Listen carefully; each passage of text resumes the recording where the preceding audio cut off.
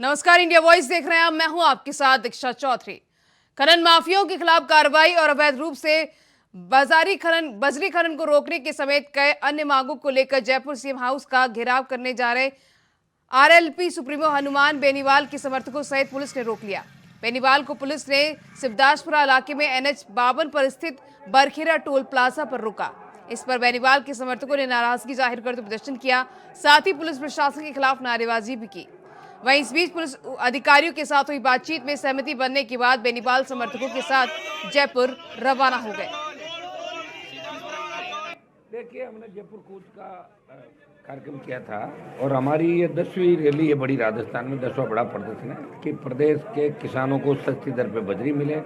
बजरी के माइंस जिस माफिया ने ले रखी है उसके पट्टे निरस्त हो, उसकी 78-82 जो माइंस है वो सारी निरस्त करें और जो बजरी माफिया के खिलाफ मुकदमे दर्ज हुए हैं उन तमाम मुकदमों में कार्रवाई हो। और शंकर मीणा हत्याकांड जो टोंक में हुआ था, अभी उसकी पूरी जांच नहीं हुई, ने उसको क्लेम मिला। ऐसे जितने भी मामले राजस्थान के अंदर उसको एक जगह इकट्ठे करके स्पेशल टीम बन के बजरी माफिया के खिलाफ कड़ी कार्रवाई करें। हरियाणा की शिक्षा मंत्री कंवरपाल गुर्जर ने दिल्ली में आई बाढ़ के लिए केवल दिल्ली सरकार के मुख्यमंत्री अरविंद केजरीवाल को जिम्मेदार बताया है। साथ ही कहा कि पंजाब के मुख्यमंत्री भगवंत मान संवैधानिक पद पर होने के बावजूद बाढ़ के पानी को लेकर बहुत ही गैर जिम्मेदार बयान दे रहे हैं। वे केवल खबरों में बने रहने के लिए उल जलूल बयानबाजी करते रहते हैं। बयान है माननीय मुख्यमंत्री जी के, उनके पद के अनुसार बहुत गैर जिम्मेदाराना बयान है। मतलब ये कहना कि अब फ्लड आएगा, अब पानी ले लो, उस टाइम नहीं लेते। देखिए, जो दरिया है ना जी, वो नेचुरल है, वो किसी ने बनाए नहीं, किसी की सरकार ने नहीं बनाए, वो तो प्रकृति के बने दरिया हैं, वो चल रहे थे। लेकिन जब वेलफेयर वाली सरकार आई तो उसने क्या किया कि उनको बंद किया, पानियों को रोक लिया और सिंचाई के लिए उनका इस्तेमाल किया। तो ये जो बंटवारे की बात होती है, सिंचाई के पानी की बात होती है, फ्लड का पानी हमेशा दरिया में ही चलता है, जो दरिया प्राकृतिक रूप से बना है। और ये कहना है कि उसको अब ले लो, तो मैं नहीं समझता कि ये कोई जिम्मेदारी वाली बात है, लोगों को बहकाने की बड़ी बात है। इसी प्रकार से यहाँ आप देख रहे कि केजरीवाल जी कह रहे कि जमुना में पानी छोड़ दिया। जमुना किसी सरकार ने बनाई थी? जमुना तो कुदरत की बनाई जमुना है और जमुना में ही सारा पानी पहले से चलता था। अब उसके बाद जो वेलफेयर सरकार आई, वेलफेयर सरकार ने क्या किया कि पानी को रोक लिया और पानी को रोक के किसानों के लिए, ताकि उनके खेतों की सिंचाई हो सके, देना शुरू कर दिया। यमुनानगर के मॉडल टाउन में दशहरा ग्राउंड के पास दिन दहाड़े दो पक्षों में जमकर फायरिंग हुई है, जहां फायरिंग के बाद आसपास के इलाकों में सनसनी फैल गई। आपको बता दें, लोगों ने पुलिस को मामले की सूचना दी, जिसके बाद मौके पर यमुनानगर सिटी थाने की पुलिस पहुंची और मौके से गोली का एक गोल भी बरामद किया गया। हालांकि अभी तक ये साफ नहीं हो पाया कि ये लोग कौन है और इनकी संख्या कितनी है। तो वहीं कुछ बदमाशों की तस्वीर घटनास्थल के पास लगे CCTV कैमरे में कैद होगी, जिसके चलते पुलिस जांच में जुट गई है।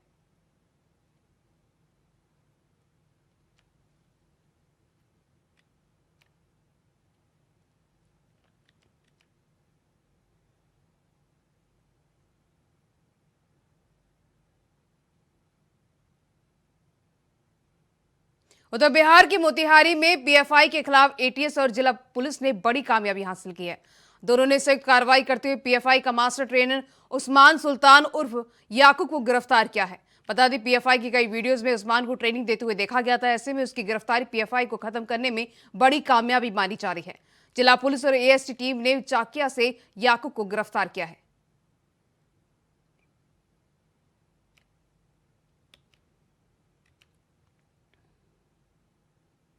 बिहार के मोतिहारी से भ्रष्टाचार का एक नया मामला सामने आया है, जहां नगर थाना में बेतिया के नगरकटियागंज के बीच भी विधायक पर 10 लाख फर्जीवाड़ा का आरोप लगा है।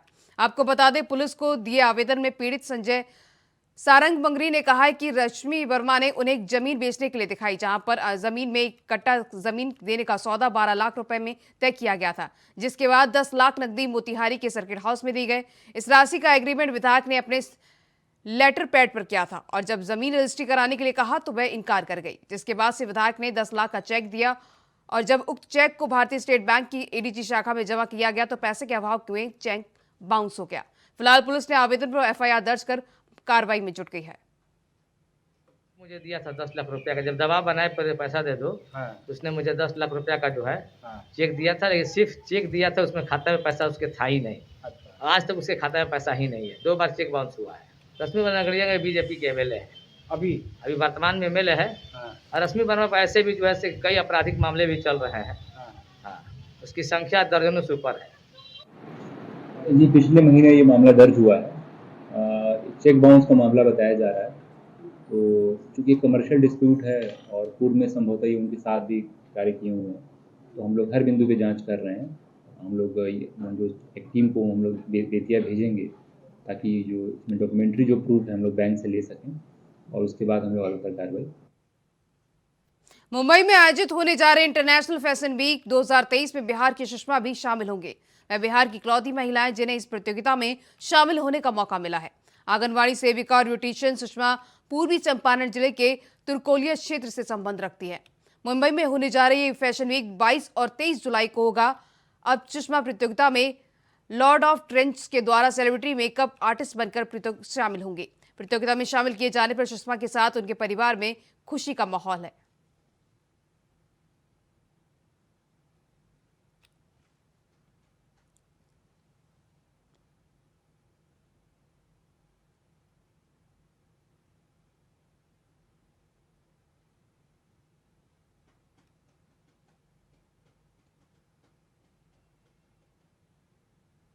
काम मिला है मुंबई में तो वहाँ पे बहुत बड़ी एक संस्था है जिसमें देश विदेश से मेकअप आर्टिस्ट आ रहे हैं।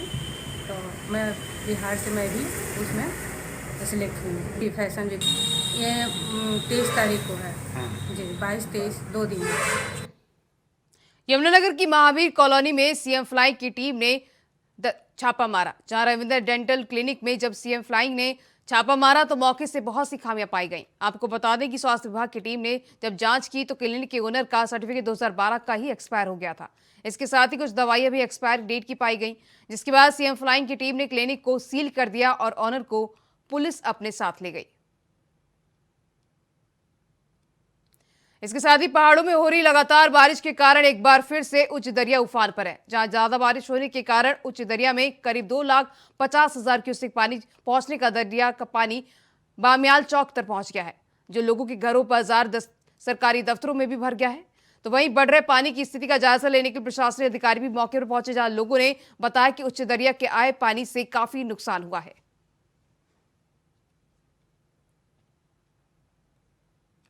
तो फिलहाल रुकते हैं छोटे से ब्रेक के लिए, फौरन हासिल होंगे। ब्रेक के बाद बुलेटिन में आपका फिर स्वागत है। मध्य प्रदेश में विधानसभा चुनाव से पहले बीजेपी सरकार चारों ओर से घिरती हुई नजर आ रही है। एक ओर विपक्ष में बैठी कांग्रेस ने आदिवासी समेत कई मुद्दों पर सरकार को घेर रखा है, तो दूसरी ओर अब बीजेपी नेता और केंद्रीय मंत्री वीरेंद्र खटीक ने भी शिवराज सिंह के खिलाफ मोर्चा खोल दिया है। मुख्यमंत्री शिवराज सिंह चौहान को अब तक सिर्फ कांग्रेस ही घोषणा वीर मुख्यमंत्री कहती आई है, लेकिन अब इस विपक्ष के आरोपों पर पीएम मोदी के मंत्री और प्रदेश के टीकमगढ़ सीट से सांसद वीरेंद्र खटीक ने भी मुहर लगा दी है। केंद्रीय मंत्री ने कहा कि विकास पर्व में जुटे शिवराज सिंह चौहान जन आशीर्वाद की घोषणाएं भूल गए हैं। उन्होंने 2013-2018 की घोषणा पत्र के जरिए शिवराज सिंह चौहान को घोषणा की याद दिलाई। सीएम शिवराज को लिखे पत्र में वीरेंद्र खटीक ने लिखा कि मेरे संसदीय क्षेत्र जिला टीकमगढ़ के विकासखंड बलदेवगढ़ की ग्राम पंचायत भेलसी में शासकीय हायर सेकेंडरी स्कूल, सामुदायिक स्वास्थ्य केंद्र और खाद्य गोदाम खुलवाने की मांग ग्रामीणों ने की थी। इसके साथ ही उन्होंने पत्र में खराब स्वास्थ्य सेवाओं, लचर शिक्षा व्यवस्था, किसानों की खाद बीज को लेकर परेशानियों के चलते केंद्रीय मंत्री नाराज दिखे। यह तो विकास यात्रा पर निकले मुख्यमंत्री जी को बताना चाहिए कि उन्होंने 16 तारीख जुलाई को अपनी यात्रा प्रारंभ की है। उसके 5 दिन पहले 13 तारीख को वीरेंद्र खटीक जी ने उन्हें पत्र लिखा है कि 2013 और 2018 में जो घोषणाएं आपने की थी वह पूरी नहीं हुई हैं। तो ये तो सीधी चुनौती है मुख्यमंत्री जी के झूठ बोलने पर कि वे सिर्फ घोषणावीर हैं। उनका पत्र इस बात का द्योतक है। उधर जींद में इनेलो के प्रधान महासचिव और विधायक अभय चौटाला को जान से मारने की धमकी मिली है। बताया जा रहा है कि विदेशी नंबर से फोन आया था, जिसमें कॉल करने वाले ने जान से मारने की धमकी दी, जिसके बाद अभय चौटाला के सचिव की शिकायत पर जींद सदर थाना पुलिस ने मामला दर्ज कर आरोपी की तलाश शुरू कर दी है और अज्ञात के खिलाफ धारा 506 के तहत मामला दर्ज किया है। आपको बता दें, धमकी के बाद पुलिस ने अन्य एजेंसियों को जांच में शामिल कर लिया है। तो वहीं पुलिस डीएसपी रुचि खंडिया ने बताया कि विधायक को धमकी में चुप रहने के लिए बोला गया है। साथ ही बताया कि आरोपी बार बार अभय चौटाला के से संपर्क करने की कोशिश कर रहा था, लेकिन जब कॉल नहीं उठाई तो वॉइस मैसेज भेजकर जान से मारने की धमकी दी गई। जींद में जो इनेलो नेता श्री अभय चौटाला जी हैं, जो विधायक हैं इलाहाबाद से, उनकी परिवर्तन यात्रा चली हुई है, जिसमें उनके जो निजी सचिव हैं रमेश गोदारा जी, उनकी तरफ से हमें सूचना प्राप्त हुई, कंप्लेंट प्राप्त हुई कि उनके नंबर पर कोई विदेशी नंबर से व्हाट्सएप कॉल कर रहा है और उनके अटेंड ना करने पर उन्होंने एक रिकॉर्डिंग जो है बना करके उनके व्हाट्सएप कॉल पर भेजी है, जिसमें उनको जान से मारने की धमकी दी गई है, जिसकी कंप्लेंट मिलने पर हमने तुरंत उसमें एफआईआर दर्ज करके जांच शुरू कर दी है। धर्मनगरी कुरुक्षेत्र से सीईटी को लेकर छात्रों ने युवा अधिकार यात्रा निकाली, जहां कुरुक्षेत्र दक्षिणमुखी हनुमान मंदिर से बनकर सीएम सिटी कार्यालय के लिए प्रदर्शनकारी छात्र निकले। बता दें कि युवा अधिकार यात्रा निकाले प्रदर्शनकारी कल मुख्यमंत्री आवास करनाल में घेराव करेंगे।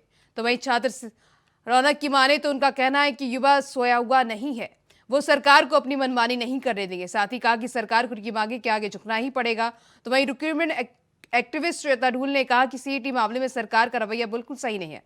सीएमआई आंकड़ों के अनुसार हरियाणा में 37.4% बेरोजगारी और देश में बेरोजगारी मामले में नंबर 1 होने के बावजूद रिक्रूटमेंट नहीं हो रही है। साथ ही कांग्रेस कारबाग प्रधान सुरेश गुप्ता ने कहा कि सीआईटी पेपर में भाजपा जसपा सरकार तरह तरह की शर्तें लगा रही है, जिसे लेकर सांकेतिक पैदल या युवा अधिकार यात्रा निकाली जा रही है।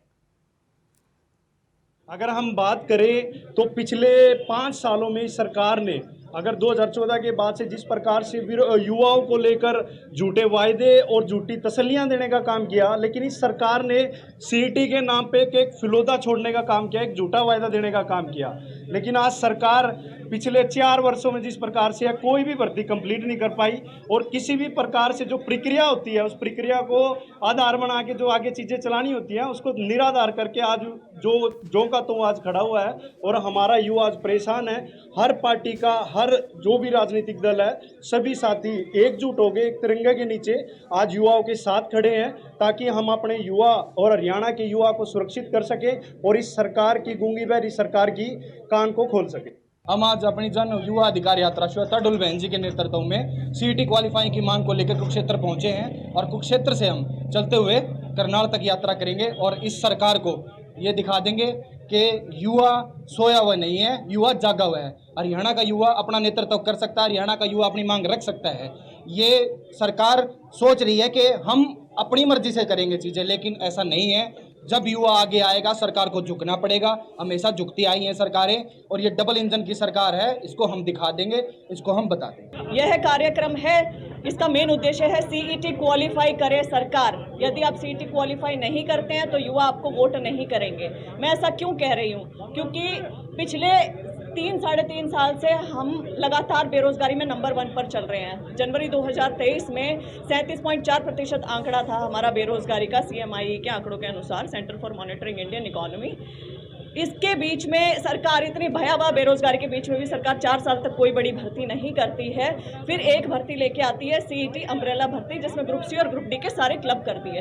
ये सीईटी के पेपर जो बच्चों ने दिए थे उसमें तरह तरह की शर्तें खट्टर जी की और दुष्यंत चौटाला की सरकार ने लगाई है। उससे परेशान होके हरियाणा के युवाओं ने एक सिंबॉलिक यहाँ से जो है पैदल यात्रा युवा अधिकार यात्रा के रूप में शुरू कर रहे हैं। पहले यहाँ हवन हुआ है और श्वेता ढुल जी इसका नेतृत्व कर रही हैं और हरियाणा कांग्रेस इसका समर्थन कर रही है।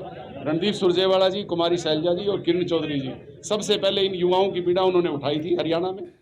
भारत शहर की कोतवाली पुलिस ने नगर परिषद के पूर्व आयुक्त मनोज बीड़ा को फिर प्रोडक्शन वारंट पर गिरफ्तार कर लिया है।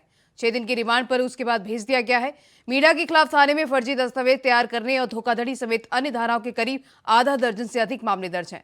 तो वहीं लंबे समय से फरार मनोज बीड़ा को पिछले दिनों पुलिस ने नगर परिषद से महत्वपूर्ण दस्तावेज गायब होने के 2 अलग अलग मामलों में गिरफ्तार किया था। इसके बाद उसे कोर्ट ने जेल भेज दिया था, जिसके बाद कोतवाली पुलिस ने मंगलवार को उसे फिर से प्रोडक्शन वारंट पर गिरफ्तार किया है। वहीं आपको बता दें, हरियाणा के अंबाला से जहां किसी भी आपात स्थिति से निपटने के लिए अंबाला कोर्ट में मॉक ड्रिल का आयोजन किया गया, जिसमें लोगों और वकीलों को यह बताया गया कि लावारिस सामान को देखकर अफरा तफरी ना करें और उसे छुए भी मत। उसकी सूचना पुलिस प्रशासन को दी गई। बता दें कि मॉक ड्रिल में लगभग 25 पुलिसकर्मियों ने भी हिस्सा लिया था। सुरक्षा के लिए आज हमने हमारे द्वारा जो बम स्क्वाड की टीम है हमारी जिला अम्बाला की, इसके द्वारा यहाँ कोर्ट कॉम्प्लेक्स में मॉक ड्रिल का आयोजन किया गया था, जिसमें हमें एक अनअटेंडेड बैग मिला था। उसको हमने प्रॉपर चेक किया कि अगर कोई इस तरह से कोई सस्पेक्टेड चीज़ मिलती है तो आप उसको ना छुएं, उसके बारे में हमें बताएं। तो उसके जैसे आप सूचना देंगे तो हमारी डिस्ट्रिक्ट की जो बम स्क्वाड की टीम है वो उसको आके प्रॉपर तरीके से उसको चेक करेगी और अगर कुछ हुआ तो उसको मौके पर डिफ्यूज किया जाएगा ताकि सभी लोगों की जानें बचाई जा सके। खबर जोधपुर से, जहां सामूहिक हत्याकांड की वारदात हुई है। बता दें कि पूरे परिवार को जिंदा जलाने की खौफनाक घटना सामने आई है। नींद में सो रहे महिला, पुरुष और बच्चों को जिंदा जला गया है। बता दें कि 5 साल के मासूम बच्चे को भी जिंदा जला दिया गया है। सूचना मिलते ही मौके पर पुलिस अधीक्षक, जिला कलेक्टर के साथ तमाम अधिकारी पहुंचे। वहीं घटना के बाद क्षेत्र के लोगों में आक्रोश पैदा हो गया है। घटना जोधपुर के ओसिया स्थित रामनगर ग्राम पंचायत की बताई जा रही है। घटना के बाद से स्थानीय लोगों में आक्रोश है, जिसके चलते पुलिस प्रशासन से जांच की मांग की है। उधर कन्नौज के अविनाश कुमार सदर के नए एसडीएम होंगे, जहां मंगलवार की शाम तहसील स्थित कार्यालय में पहुंचकर अपना चार्ज संभाला और एसडीएम गरिमा सिंह का हरदोई स्थानांतरण हुआ है। तो वहीं तहसीलदार और नायब तहसीलदार ने बधाई दी।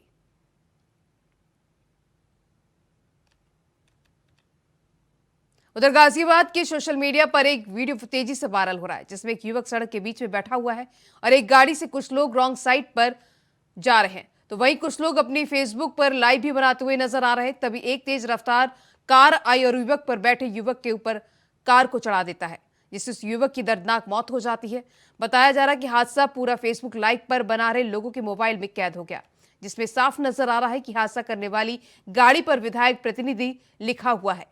तो पुलिस ने इस मामले में संज्ञान लिया और दरअसल पुलिस जांच से पता चला कि मामला कविनगर क्षेत्र का बताया जा रहा है।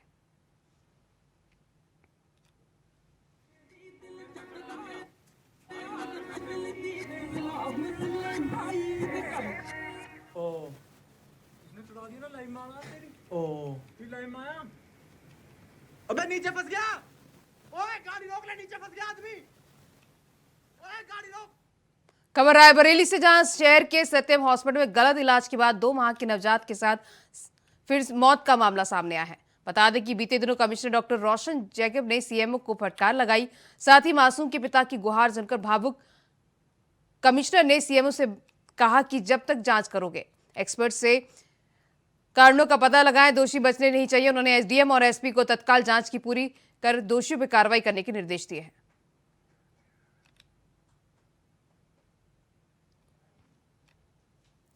खबर मुरादाबाद से, जहां प्रधानमंत्री नरेंद्र मोदी ने विपक्षी नेताओं को भ्रष्टाचारी कहे जाने पर यूपी के मुरादाबाद से समाजवादी पार्टी के सांसद डॉक्टर एसटी हसन ने उस बात पर प्रतिक्रिया देते हुए कहा कि हो सकता है हम सब चोर हों, प्रधानमंत्री के इस बात के सबूत होंगे। इस तरह की बात करना एक प्रधानमंत्री को शोभा नहीं देता। पहले वह खुद को देखे, फिर दूसरे पर उंगली उठाएं। सपा सांसद ने आगे कहा कि विपक्ष में प्रधानमंत्री से अधिक सीनियर नेता मौजूद है। उनकी देश में भी ही नहीं, विदेशों में भी बहुत टीआरपी है। इसके साथ ही उन्होंने कहा कि प्रधानमंत्री का यह बयान विपक्षी एकजुटता को देखकर बौखलाहट वाला बयान है, क्योंकि अगर विपक्ष के साथ 60% वोटर एकजुट हो जाए तो भाजपा कहीं नहीं टिक पाएगी। सपा सांसद ने कहा कि प्रधानमंत्री मोदी को अडानी और पेगासस को देखना चाहिए। प्रधानमंत्री इस तरह की बात करके हिंदुस्तान का अपमान कर रहे हैं, क्योंकि विपक्ष में मोदी से भी सीनियर नेता मौजूद है। हम सब लोग चोर हों साहब, उनके पास कोई सबूत होंगे इस बात के? क्योंकि जो विपक्ष के नेता हैं उनकी टीआरपी आपको मालूम है हिंदुस्तान और हिंदुस्तान से बाहर कितनी है। बहुत बड़े बड़े चेहरे हैं हिंदुस्तान के। ये तो हिंदुस्तान का अपमान किया जा रहा है ये कहकर। मोदी जी से कहीं ज़्यादा सीनियर लोग हैं उसमें। तो इस तरह की बात करना एक प्रधानमंत्री को शोभा नहीं देता।